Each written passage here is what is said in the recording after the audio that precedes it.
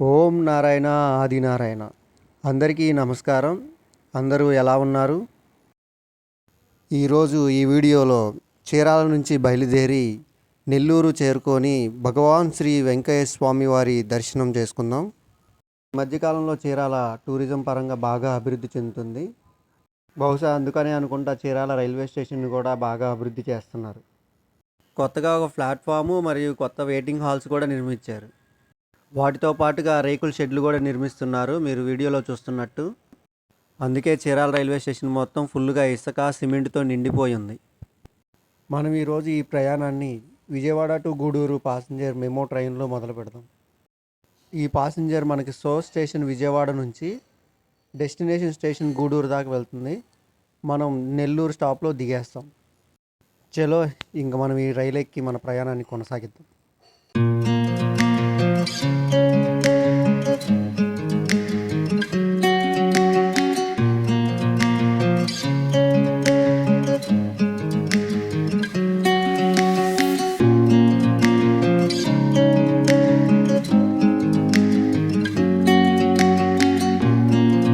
Nellore railway స్టేషన్లో దిగిన కాడ నుంచి 4వ నెంబర్ ప్లాట్ఫామ్ వైపు బయటికి వస్తే అక్కడ బయటనే ఆటోల వాళ్ళు పిలుస్తూ ఉంటారు, వెంకయ్య స్వామి గుడికి వెళ్ళాల్సిన వాళ్ళని.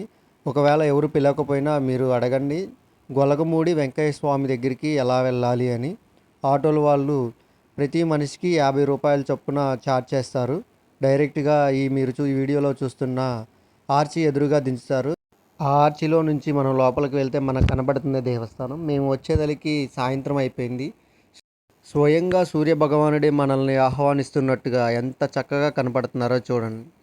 ఇక్కడి స్థల పురాణం ప్రకారం భగవాన్ శ్రీ వెంకయ్య స్వామి వారు ఒక అవధూతగా చెప్తారు, మనకి షిరిడి సాయిబాబా ఎలాగో అలాగా.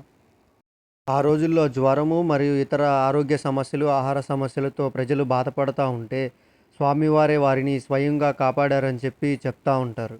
ఇప్పుడు మీరు ఈ వీడియోలో చూస్తుంది దేవస్థానానికి సంబంధించిన రూములు.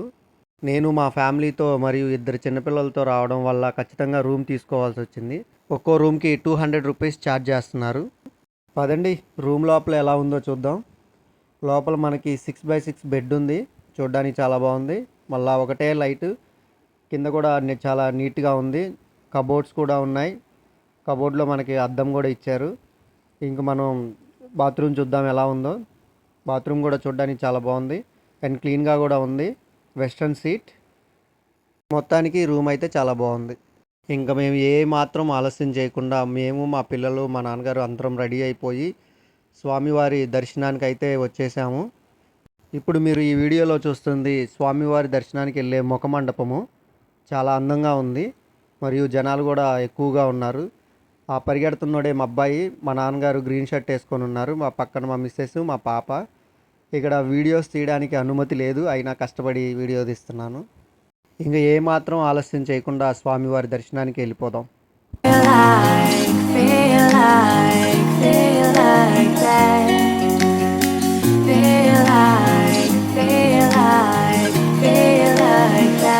ఓం నారాయణ ఆదినారాయణ. మా నాన్నగారు స్వామివారిని ఒక గురువుగా భావిస్తారు. ప్రతి 3 నెలలకు ఒకసారి ఇక్కడికి వస్తూ ఉంటారు.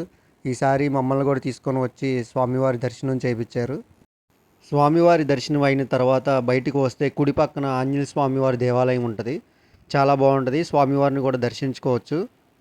ఆంజనేయ స్వామివారి దర్శనం అయిన తర్వాత వెంకయ్య స్వామివారి దేవస్థానానికి ఎడమ చేతి వైపున స్వామివారు నివసించిన కుటీరం ఉంటుంది. ఆ కుటీరంలో పవిత్ర దారం ఇస్తారు చేతికి కట్టుకోవడానికి. ఎంతో అదృష్టం ఉంటే కానీ ఆ దారం దక్కదంటారు. మీరు కూడా వెళ్ళినప్పుడు దారం తీసుకోవడం మర్చిపోబాకండి. ఎవరైతే భక్తులు స్వామివారిని భక్తి శ్రద్ధలతో కోరిక కోరతారో వారి కోరిక ఖచ్చితంగా నెరవేరుస్తానని స్వామివారు మాట ఇచ్చారంట. మీకు ఈ వీడియో నచ్చినట్లయితే లైక్ చేయండి. మీకు ఈ వీడియో ఎలా అనిపించిందో కామెంట్ చేయండి మరియు ఈ వీడియో అందరూ చూసేలాగా షేర్ చేయండి.